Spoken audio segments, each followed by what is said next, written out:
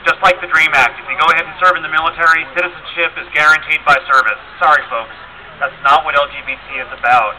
1.5% of us would serve in the military. 15% of us would get married, yet these two campaigns, thanks to the Human Rights Campaign funds, have dominated our agenda for the past 20 years, and we're barely crawling out of the hole right now. We're not freer than we were 20 years ago. There was no Defensive Marriage Act. There was no Don't Ask, Don't Tell. And that's when HRC has been at the controls of our movement. They used to be called the Human Rights Campaign Fund because they took money. All they're about is the money. All that the people whose funding care about are their conservative issues of the military and marriage. Job discrimination and housing discrimination are nowhere on their agenda for completion.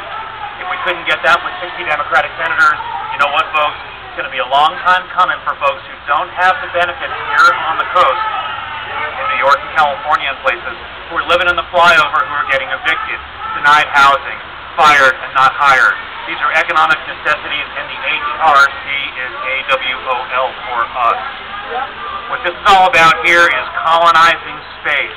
The same people who are financing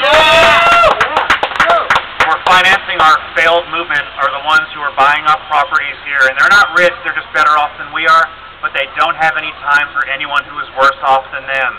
And that is the question. Right? The rich are the super rich that are running the show, and they have no time for these folks either, but our movement's being run circles around. And I just don't see where the HRC is going to be a problem, is going to be a solution to that.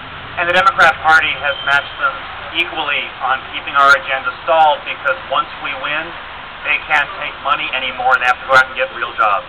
And that is the activist dilemma here.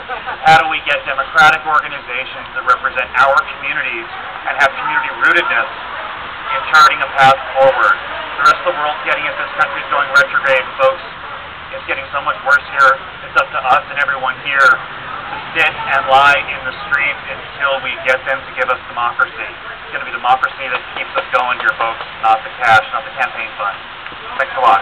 Articulate as always.